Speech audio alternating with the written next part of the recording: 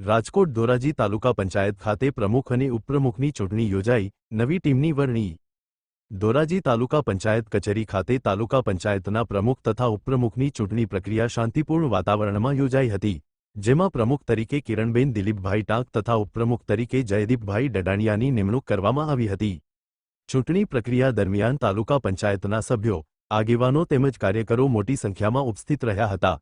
નવી નિમણૂક બાદ શુભેચ્છાઓનો વરસાદ વરસ્યો હતો અને કાર્યકરોમાં આનંદનો માહોલ જોવા મળ્યો હતો। નવનિયુક્ત પ્રમુખ અને ઉપપ્રમુખે તાલુકાના સર્વાંગી વિકાસ માટે પ્રતિબદ્ધતા વ્યક્ત કરી હતી તેમજ પ્રજાહિતના કાર્યોને પ્રાથમિકતા આપવામાં આવશે તેવી ખાતરી આપી હતી। રિપોર્ટ નયનભાઈ રાવરાણી। આજરોજ ધોરાજી તાલુકા પંચાયત પ્રમુખ ઉપપ્રમુખ ની વરણીની પ્રક્રિયા હતી। 12 વાગે પ્રક્રિયા શરૂ થઈ।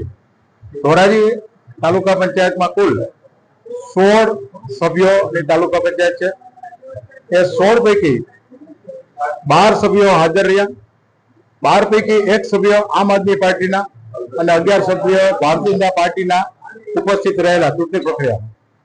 આજે આમ આદમી પાર્ટીના એકમાત્ર સભ્ય એને પણ આજે ભારતીય જનતા પાર્ટીને પોતાનો ટેકો જાહેર કર્યો અને ભારતીય જનતા પાર્ટીના પ્રમુખ ઉપપ્રમુખની ચૂંટણીમાં પ્રક્રિયામાં ભાગ રહી અને ભારતીય જનતા પાર્ટીના પ્રમુખ ઉપપ્રમુખને એનો મત આપ્યો। એ સિવાય બાકીના ભારતીય જનતા પાર્ટીના 11 ઉપસ્થિત રહેલા સભ્યોએ એકતા બતાવી, એક સૂત્રતાથી, એકી અવાજે ભારતીય જનતા પાર્ટીના પ્રમુખ કિરણબેન દિલીપભાઈ ટાંકને સર્વાનુમતે ચૂંટી કાઢ્યા છે। એના માટે કિરણબેન દિલીપભાઈ ટાંક આપણા નવા બનેલા મહિલા પ્રમુખ છે અને એમને હું અભિનંદન આપું છું।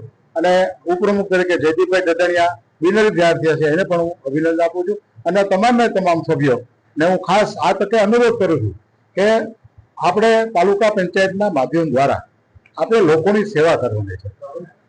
આપણા યશસ્વી વડાપ્રધાન નરેન્દ્રભાઈ મોદી સાહેબ અને જે માર્ગદર્શિકા આપી છે, વિકાસની રણનીતિ આપી છે, એ રણનીતિના આધાર ઉપર આપણી રાજ્ય સરકાર, આપણી જિલ્લા પંચાયત જે કામ કરવા જઈ રહી છે એમાં આપણે એક સૂત્રતાથી, એકતાથી કામ કરીએ અને આપણે તાલુકા પંચાયતના માધ્યમ દ્વારા લોકોની ગ્રામ્ય વિકાસમાં સેવા કરીએ એવી સૌને હું અપીલ કરું છું। આ તકે ફરીવાર અભિનંદન પાઠવું છું।